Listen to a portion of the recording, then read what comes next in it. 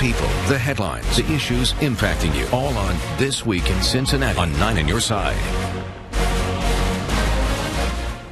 I want to welcome you back. This week we are speaking with the Democratic candidate for Hamilton County Commissioner Stephanie Dumas. Also joining us is WCPO reporter Paula Christian, and we promised that we would talk about issues. What issue do you think is the biggest issue facing the county?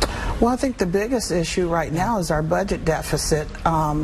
And so people have even asked me, you still want to get on the commission? So the last time it was reported, it was 28 million deficit, and now I'm hearing maybe 29.1. So it's going up a little because services and job situations need to be looked at. Funding is not coming in as it has not been coming in. So we have to look at how can we reduce that deficit. So reduction of the deficit, which won't come overnight, but transparency as far as where we're going and what issues that we have to face in order to get a balanced budget. In all my years of reporting, I've reported on entities, you know, that you can't cut us. And you're probably going to hear that too if you're elected. Absolutely. You can't cut us. So who would you cut and how?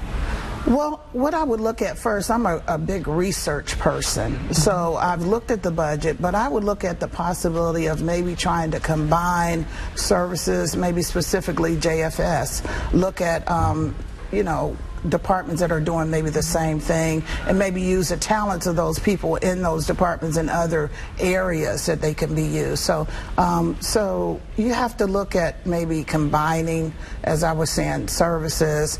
I know the sheriff department has done about all he can do as it relates to housing of prisoners and things like that. So you know, I write grants, and so not that I would be able to write grants as a commissioner, but I could maybe explore, because I review grants and write grants, look at some additional monies coming in. And if we get a new governor, he is very much aware of the state funding that has been cut, and he can take a look at that, and it will trickle down to us also. A good part of the county's budget comes from the courthouse and the sheriff's department, and some of those budgets really can't be cut. So how in particular would you address that?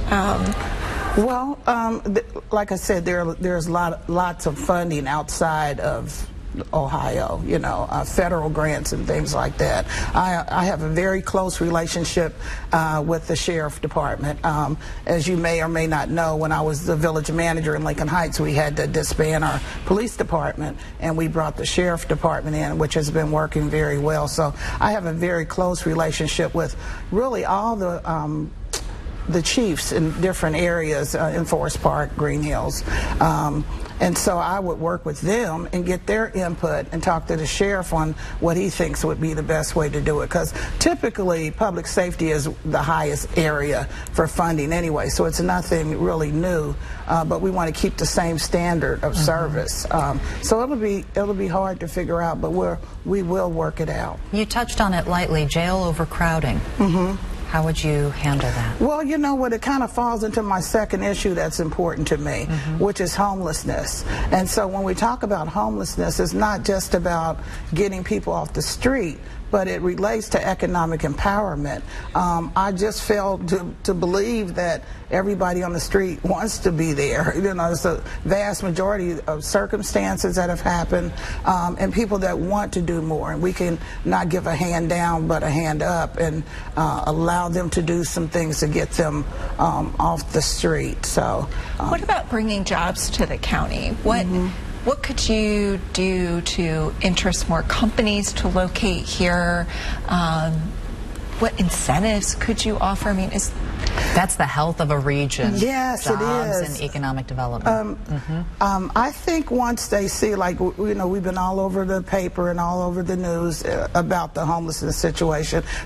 Businesses are coming here, but they have to see that people that are not, quote, wealthy, but they can, a mid-level person can have a job that they can, you know, the poverty level, they can be above the poverty level. So we could be creative and look at maybe jobs we haven't even thought about, with some additional training, maybe some apprenticeship but I think that would help. And then they have reentry programs when prisoners come out to get them employed. So just to get more programs like that and better utilize our agencies that are here.